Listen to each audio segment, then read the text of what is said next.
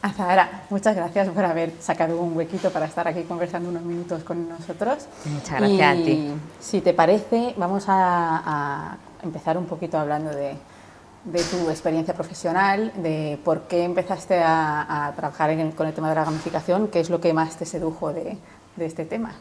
Pues mira, el comienzo vino en una conferencia en un grupo de investigación que había en Granada, que se llamaba Green UGR, donde invitaron a Sergio Arenas, que es un crack en gamificación, y desde que vi lo que significaba la gamificación y lo que se podía hacer con ella, dije, esto tengo yo que aplicarlo. Y al conocerlo descubrí que de alguna manera, y esto no me ha pasado solo a mí, sino a otros muchos compañeros y compañeras, que de forma intuitiva, cuando nos dedicábamos a la docencia ya poníamos en práctica algunas pildoritas, ¿no? Pequeñas sorpresas en clase, intentábamos encontrar la forma de conectar con nuestro alumnado.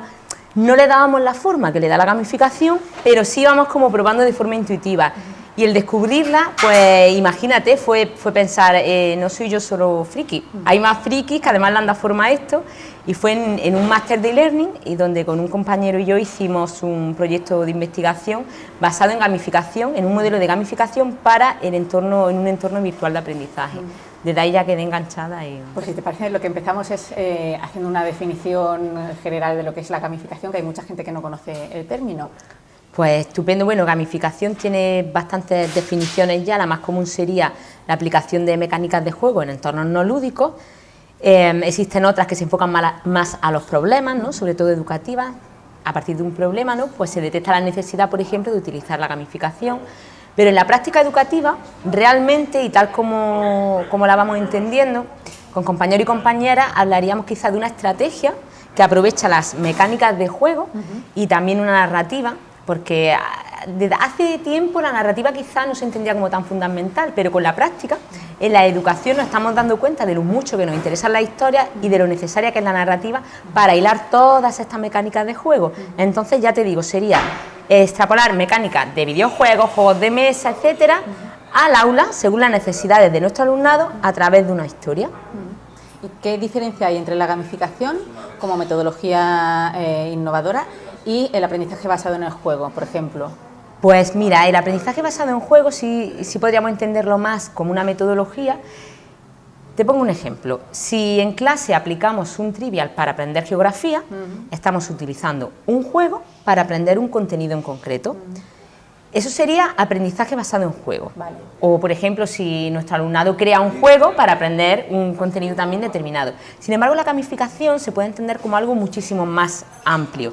No sería un juego concreto, hablamos de un sistema con elementos de juego que conforman un todo. Es más complejo y bueno, son diferentes, no hay mejor que otro. Y eso, ahí va a la complejidad, porque a lo mejor un docente que no conoce el tema de la gamificación le tira un poco para atrás, pensar, bueno, yo, lo que has dicho, ¿no? Aprendizaje basado en el juego, cojo un trivia que más o menos está todo reglado, que tiene un principio y un fin y unos objetivos concretos, y me resulta sencillo utilizarlo para conseguir unos objetivos de aprendizaje. Ahora, meterse en la gamificación, a lo mejor a un docente le resulta más. Háblanos un poco de cómo recomendarías a un docente que empezara a interesarse en el tema y a formarse en el tema de la gamificación. ¿Qué consejo le darías? Pues me parece, pero vamos, fantástico que plantees esta cuestión, porque es cierto, nos podemos sentir abrumados cuando escuchamos ya la palabra sistema, decimos, uy.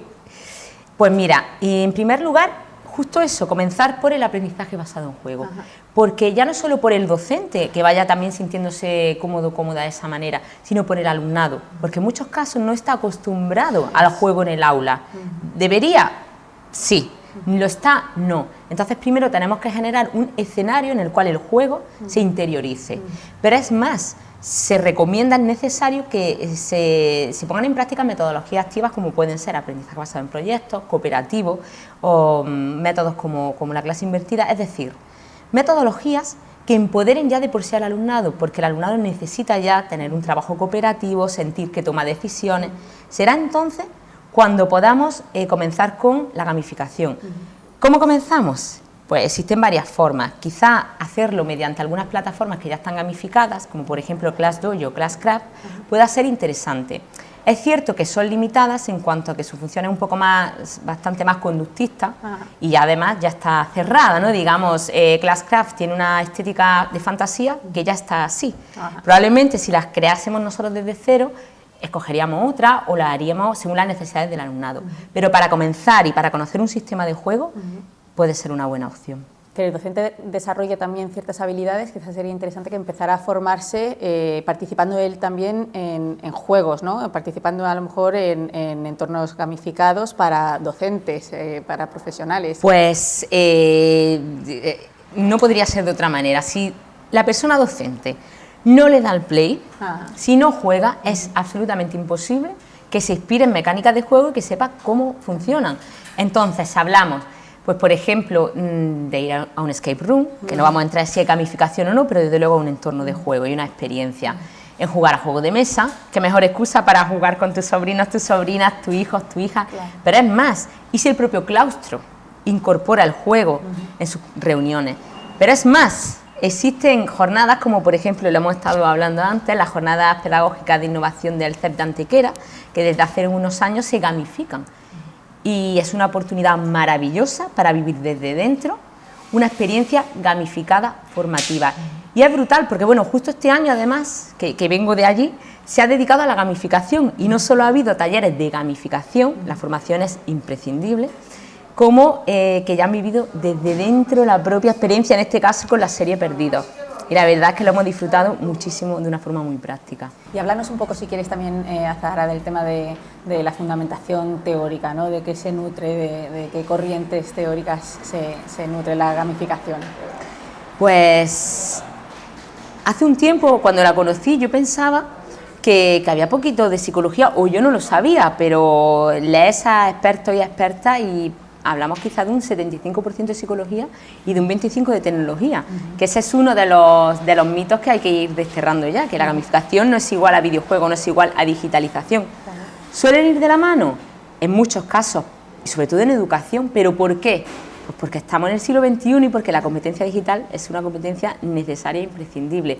Hablamos de psicología y hablamos, si bien tiene una base conductista, a mí lo que de verdad me interesa y por donde intentamos enfocar los diseños es a partir de las teorías que apoyan la motivación intrínseca, porque la extrínseca, hablamos de medallas, ranking, puntos, etcétera, se agota muy pronto, hablamos de días o de semanas, si solo es eso, ¿no? Pero si esto le damos narrativa, emoción, otra serie de elementos de progresión, vamos a conseguir que se trabaje la motivación intrínseca. Por tanto, hablamos de muchísimas teorías relacionadas, bueno, desde las expectativas a Marczewski, hablando de maestría, cuando tú sientes que tus habilidades se van desarrollando y te sientes especial, y bueno, en esa línea podríamos seguir. Y en cuanto a lo que hablas de tecnología, que es el 25% de tecnología, ¿en qué entorno se desarrolla la gamificación?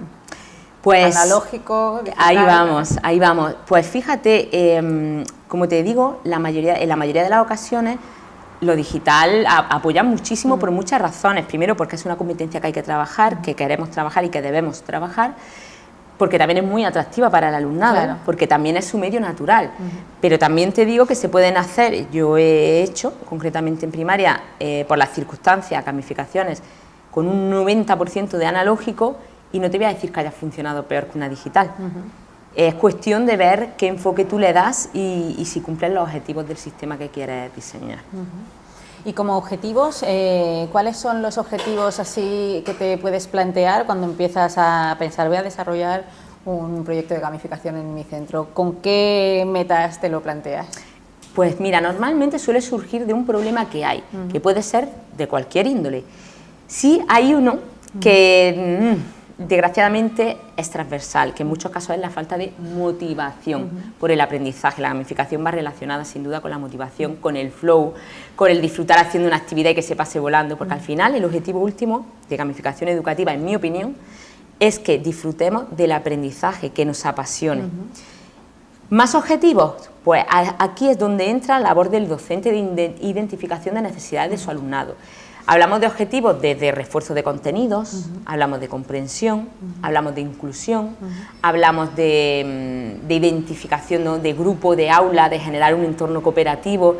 Ya los objetivos dependerán del aula. Siempre también es importante considerar que hay que escoger unos principales en los cuales nos enfocamos y luego también los secundarios. Y nos podemos plantear también un objetivo de modificación de conductas, como es en el caso, por ejemplo, de la prevención de adicciones.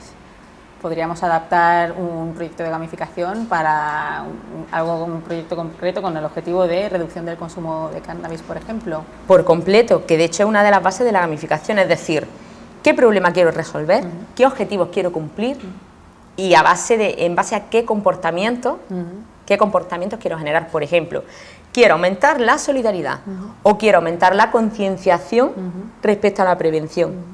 Por ejemplo, has puesto un magnífico ejemplo, además en ese campo en el que creo que se puede hacer muchísimo. Y en cuanto a edades, no hay límite, ¿no? Lo podemos aplicar. Sí, el otro día en la jornada HIPA-TQ, ya te digo que el rango de edad adulto no te sé decir hasta qué edad llegó. Y respecto a si bajamos, es cierto que en infantil, hasta hace muy poquito, ha costado más que llegue, ¿no? Pero también por la propia limitación, ¿no? A veces de los docentes, porque los docentes ya el juego lo tienen incorporado en infantil. Entonces, en muchos casos tampoco han tenido esa necesidad de gamificar, porque el juego ya estaba, pero también se está gamificando. Sí es cierto que en primaria yo creo que es uno de los ciclos donde más, por diferentes razones, ¿no?, se gamifica, en secundaria también, en FP también y también en la universidad, así que edad, no hay problema con la edad. Uno de los beneficios que tiene la gamificación es que atiende a la diversidad dentro del aula, ¿no? Puede establecer diferentes niveles en función adaptándose a las habilidades del alumnado, ¿no? Pues si es uno de los objetivos que decide el docente, que suele serlo, por supuesto, porque la gamificación es una excusa maravillosa para la inclusión. ¿Por qué? Porque si yo no estoy gamificando y quiero establecer, bueno, algún sistema, resulta que el alumnado que se siente diferente, el propio sistema resalta estas diferencias.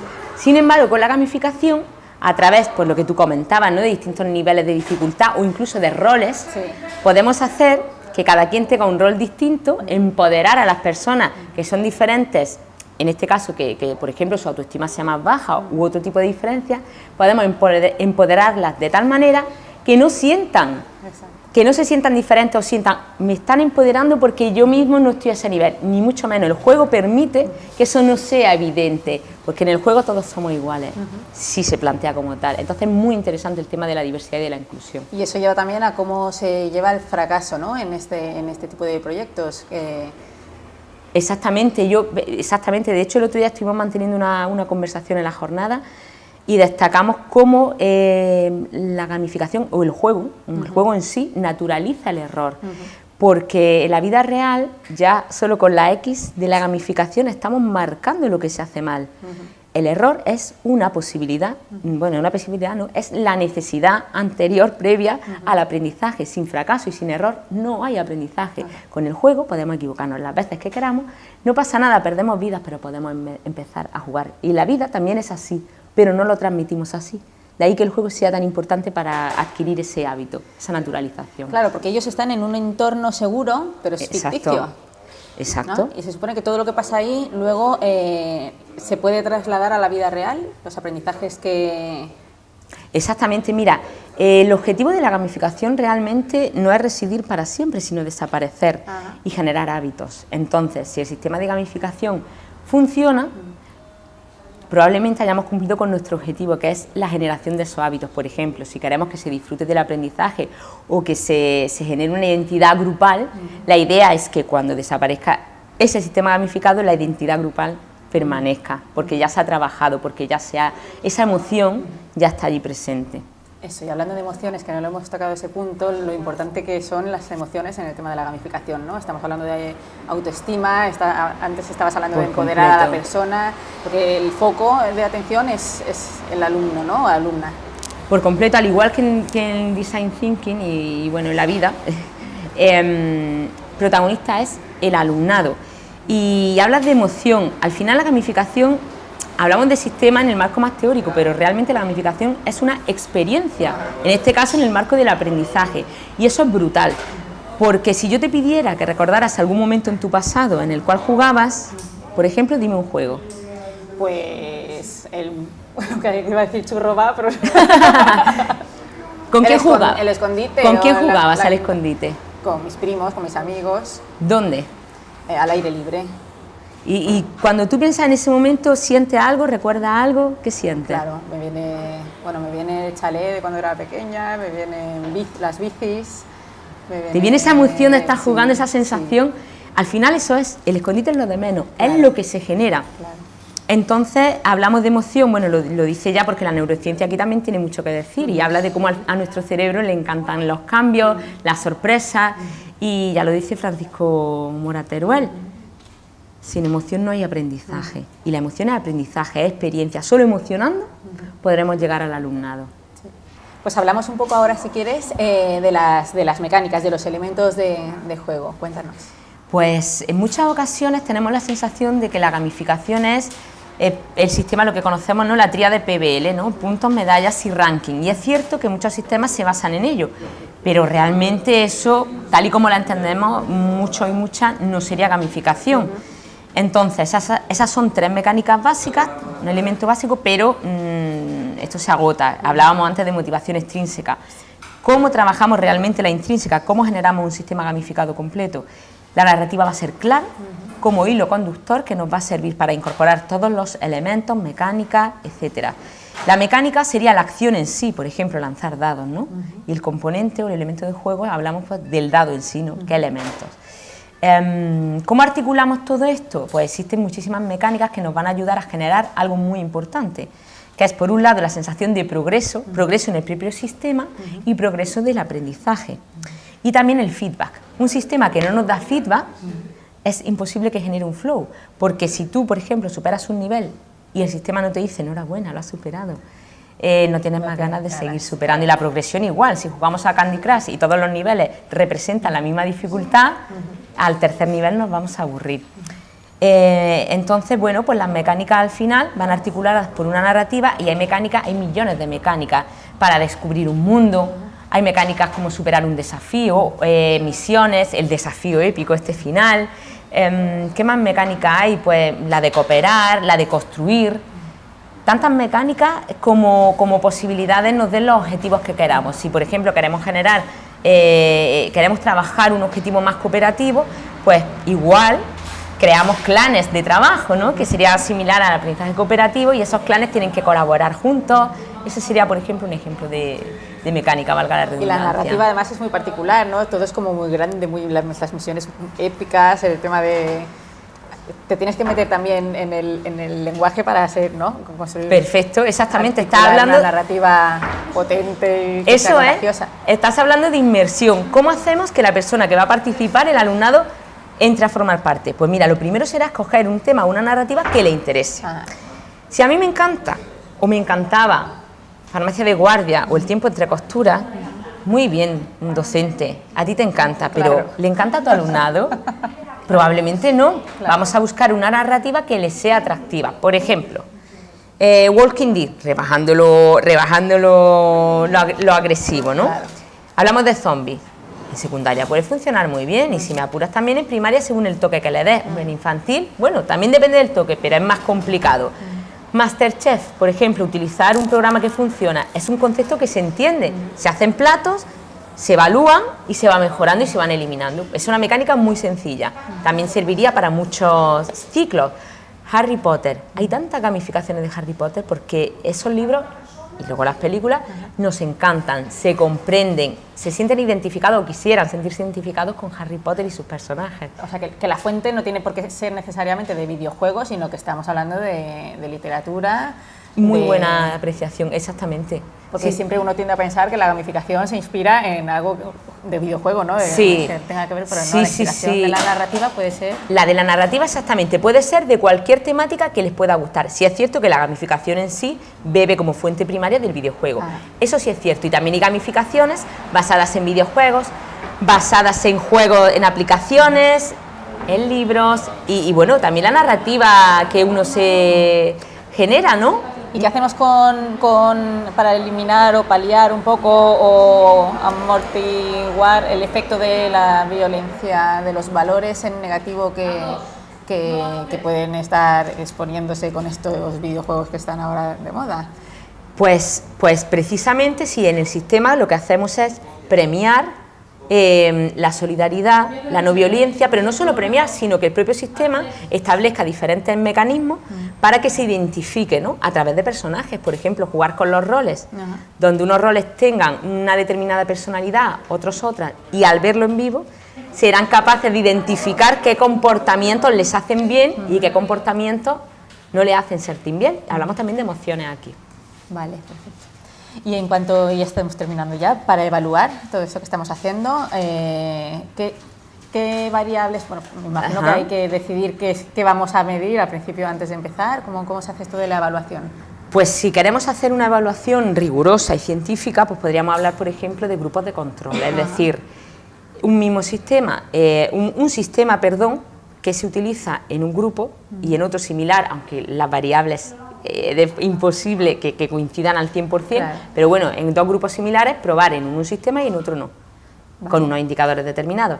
A nivel docente, existen diferentes herramientas e instrumentos, como puede ser, por ejemplo, una lista de cotejo, una rúbrica de evaluación, un diario de aprendizaje, una diana de evaluación. Entonces, previamente, nosotros establecemos unos objetivos y unos indicadores y a través del proceso, por ejemplo, con un diario de aprendizaje o al final, vamos marcando, vamos escribiendo y vamos viendo cómo ha funcionado el sistema, aunque ya te digo también que aquí la evaluación que debe de funcionar no es la sumativa, porque constantemente vamos a tener que estar evaluando el sistema y reajustándolo a sus necesidades. ¿Y entre los alumnos se evalúan también? Fíjate, el tema de la coevaluación es muy potente porque podemos establecer mecánicas que posibiliten que se coevalúen. Imagínate que hablábamos antes de los clanes en cooperación y si en algunas misiones entra la coevaluación, lo podríamos hacer perfectamente, por supuesto, sí. Bueno, pues hasta aquí, si te parece. Muchísimas gracias, Sara, por a ti, estar Laura. con nosotros. Nos has enseñado un montón bueno. y espero que a partir de aquí nos animemos todos a poner en marcha estos proyectos. Hay que darle al play en la educación ya. Muy bien, gracias. Venga, a ti.